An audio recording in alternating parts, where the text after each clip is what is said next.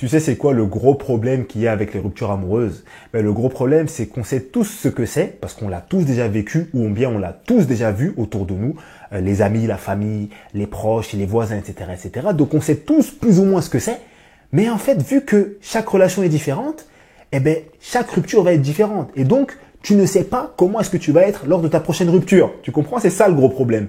Donc du coup, il y a une grosse question qui se pose. C'est comment est-ce qu'on s'en remet de cette rupture? Salut à toi, j'espère que tu vas bien, j'espère que tu te portes bien. Nouvelle vidéo aujourd'hui et on va parler, comme tu as pu le voir, de rupture amoureuse. Une étape très difficile à traverser, c'est totalement normal, il faut en parler. Et je voulais vraiment faire une vidéo où j'apporte beaucoup de choses là-dessus et on va voir vraiment comment est-ce qu'on peut s'en remettre. Donc dans la vidéo d'aujourd'hui, j'ai plein de conseils à te donner, j'ai plein de ressources à te proposer. Donc vraiment, je t'invite à rester jusqu'à la fin de cette vidéo. Le programme, il va être un peu riche là. On va échanger vraiment, il y a plein de choses à se dire. Donc je t'invite à rester jusqu'à la fin. Et si c'est pas fait, vraiment, je t'invite à t'abonner à la chaîne, mettre ton meilleur like et activer la cloche pour recevoir les notifications pour les prochaines vidéos. Et nous, on démarre tout de suite. La rupture, c'est vraiment une étape qui est très difficile. Et comme je le disais au début de la vidéo, vu que chaque relation est différente, c'est pas parce qu'on a déjà géré une rupture qu'on gérera mieux la suivante. Parce que forcément, la relation étant différente, la rupture sera aussi différente. Et ça mène déjà à un gros point. Ça mène au point qu'on ne peut pas tout standardiser. Il y a des personnes qui veulent absolument standardiser toutes leurs ruptures de la même façon. Mais ce n'est pas possible parce que tu as eu des relations différentes avec des personnes différentes, avec des niveaux d'implication différents, etc., etc.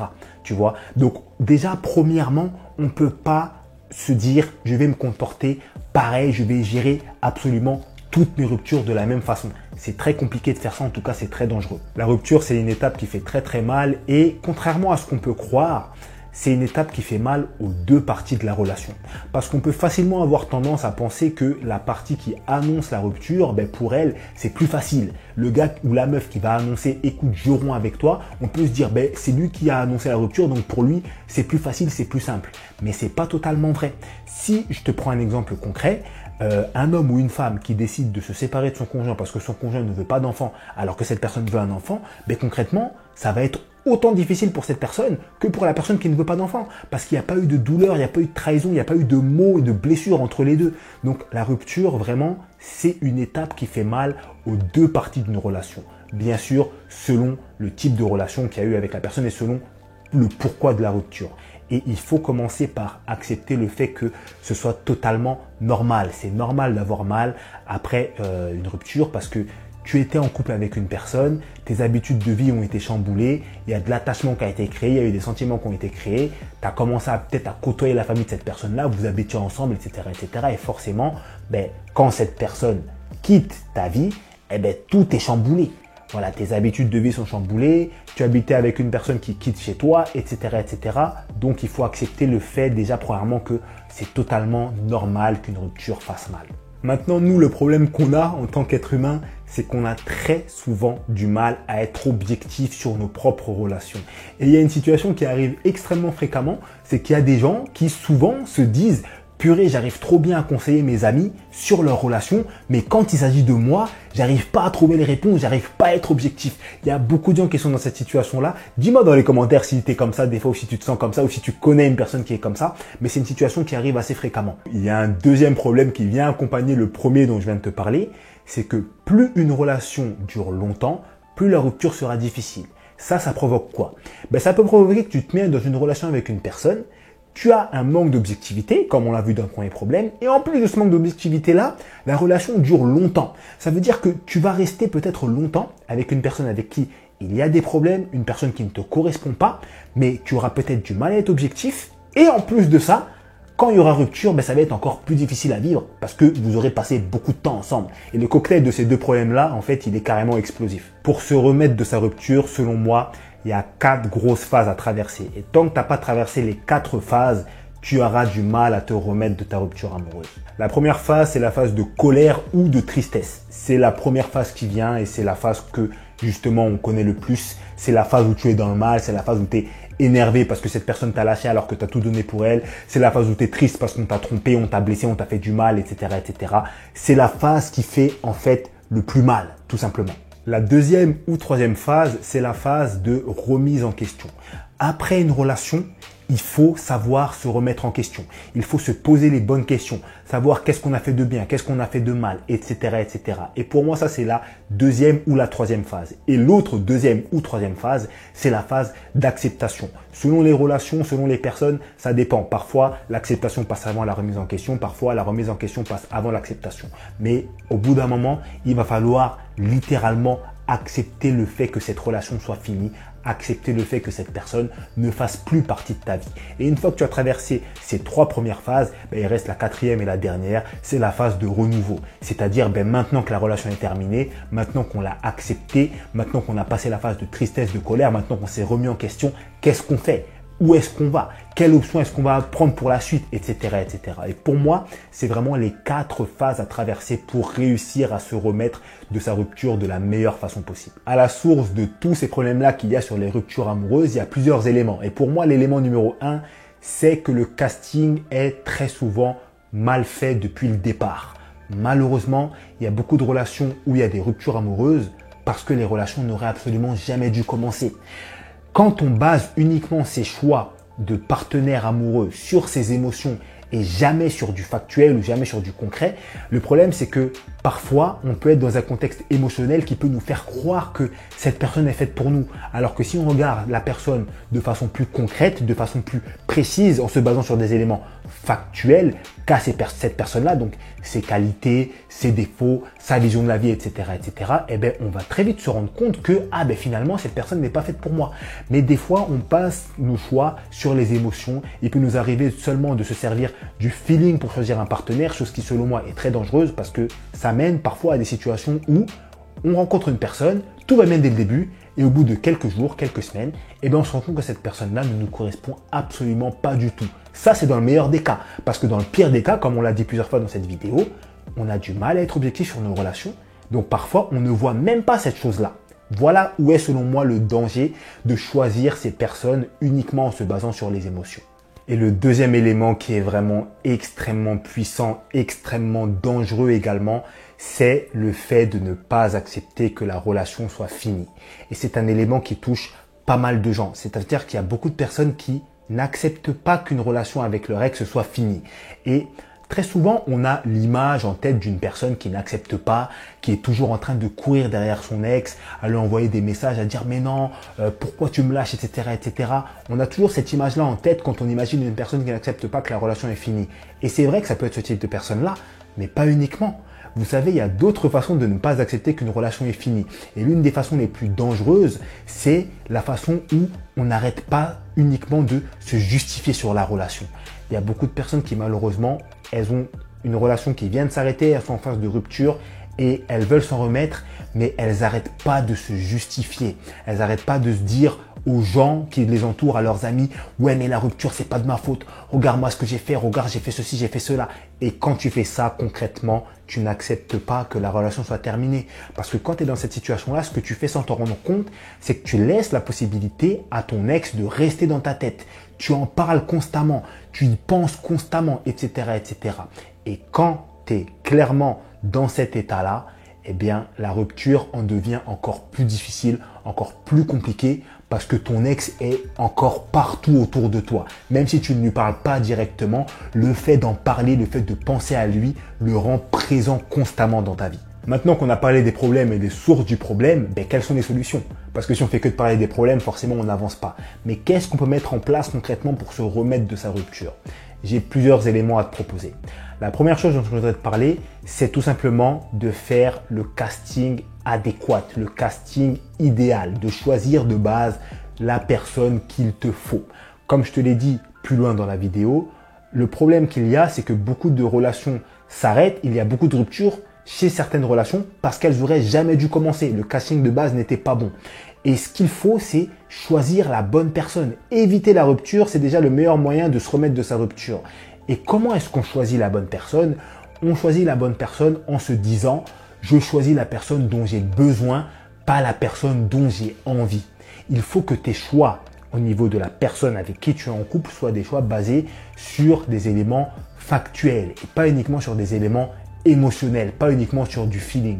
Et pour t'aider là-dedans, j'ai un e-book gratuit qui s'appelle la Love List. La Love List, c'est quoi? La Love List, c'est une checklist de questions que tu as à te poser et ces questions-là concernent concrètement la personne avec qui tu viens de commencer à être en couple. Cet élément-là, il est extrêmement important. Pourquoi? Parce que très souvent, quand on vient de commencer à être en couple avec une personne, on est dans l'euphorie. Tout est beau, tout est rose, etc., etc. Tout est nouveau, donc on est super cool, il y a plein d'entrain, patati patata. Et c'est à ce moment-là qu'on oublie de voir certains éléments qui peuvent déjà te permettre de dire que la relation ne devrait pas aller plus loin.